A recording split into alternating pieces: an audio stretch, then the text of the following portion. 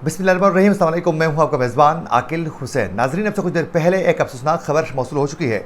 उसकी मुकम्मल तफसीलात आप तक पहुंचाने की पूरी कोशिश करेंगे। नाजरीन, हुआ कुछ यूँ है कि गिलगित बल्तिस्तान का ज़िला अस्तोर शोल्डर पास के करीब बर्फ़ानी तोदे की जद में आने की वजह से कई खाना बदोशों की कीमती जानें ज़ाया हो चुकी हैं और कई खाना बदोश इस अफसोसनाक हादसे में ज़ख्मी हो चुके हैं। एक तो नाजरीन, इसकी मुकम्मल तफसीलात आप तक पहुँचाएंगे। वहाँ के जो मकामी सहाफ़ी थे उनके साथ भी हमारा राब्ता हो चुका है, उनका क्या कहना है वो भी आप लोगों को सुनाएंगे। लेकिन उससे पहले ये समझना और जानना बहुत ज़्यादा ज़रूरी है कि खाना बदोश कौन है, कहाँ से आए थे, वहाँ क्या कर रहे थे और ये अफसोसनाक वाक़या कैसे पेश आ चुका है। नाजरीन, आप लोगों को बताते चलें कि हर साल गर्मियों में पंजाब से जो बकरवाल हैं, जो खाना बदोश हैं, वो कश्मीर के रास्ते से होते हुए शोल्डर पास से ज़िला अस्तोर में आते हैं और फिर अस्तोर में आने के बाद जो अस्तोर के जो बालाई इलाके हैं वहाँ के चरागाहों में तकरीबन ये गर्मियों के 4 से 5 माह गुजारने के बाद अक्टूबर के मिड में या फिर नवंबर के शुरू में वहाँ से ये दोबारा रवाना हो जाते हैं और दोबारा फिर ये शोल्डर पास से होते हुए कश्मीर से ये दोबारा पंजाब में आते हैं और फिर पंजाब में ये सर्दियाँ गुजारने के बाद दोबारा फिर ये अस्तोर आ जाते हैं गर्मियों में।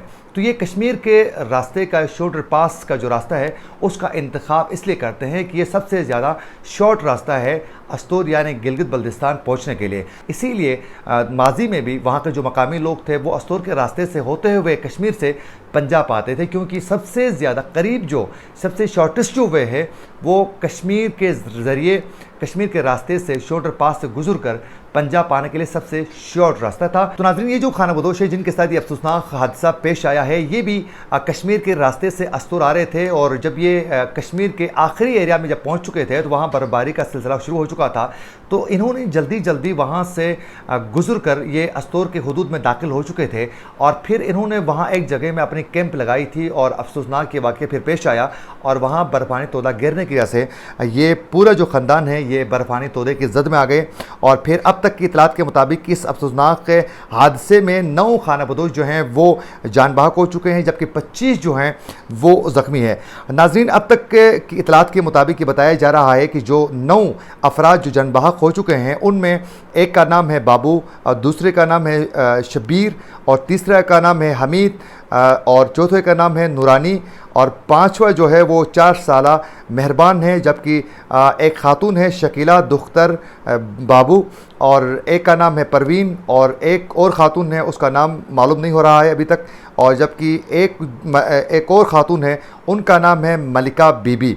जब ये अफसोसनाक हादसे के हवाले से मकामी लोगों को मालूम हुआ तो सबसे पहले इमदाद के लिए वहाँ के जो मकामी लोग थे वो पहुँच गए और उसके बाद जो हैं ज़िली एडमिनिस्ट्रेशन को इतला दी गई और फिर ज़िली इंतज़ामिया मुतहरिक हो गई और उसके बाद कायम मकाम डिप्टी कमिश्नर वसीम अब्बास की सरबराही में असिस्टेंट कमिश्नर शोल्डर एहसान उल हक के एक्शन महकमे तामीरात आमा डिस्ट्रिक्ट हेल्थ की टीम और उसके अलावा रेस्क्यू की जो टीमें हैं वो भी मुतहरिक हो गई और फिर वो वहाँ पहुँच गए हैं। और नाज़रीन, अब से कुछ देर पहले वहाँ के मकामी सीनियर सहाफ़ी लुत्फ़ुल्लाह से हमारा राब्ता हो चुका था। इस वाक़े के हवाले से उनका क्या कहना था, आइए सुनते हैं।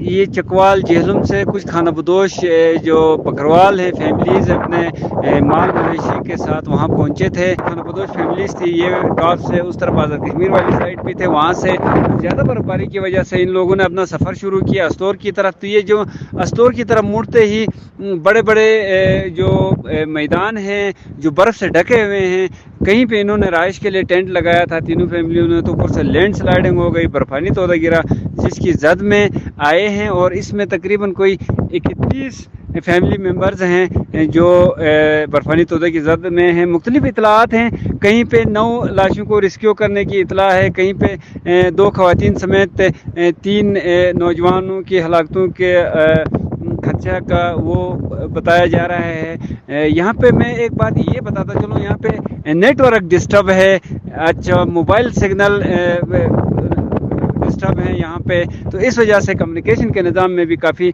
मुश्किलात का शामिल हैं। जहाँ तक के रेस्क्यू टीमों का तो गिलगित बल्तिस्तान वज़ीर-ए-आला गिलगित बल्तिस्तान की हिदायत में Gilgit Baltistan disaster management administration और दीगर अदारे अपनी अपनी रेस्क्यू टीमों को डिप्टी कमिश्नर अस्तोर की क़यादत में अपनी अपनी रेस्क्यू टीमों को मुतल्लिका इलाके तक पहुँचाया गया है।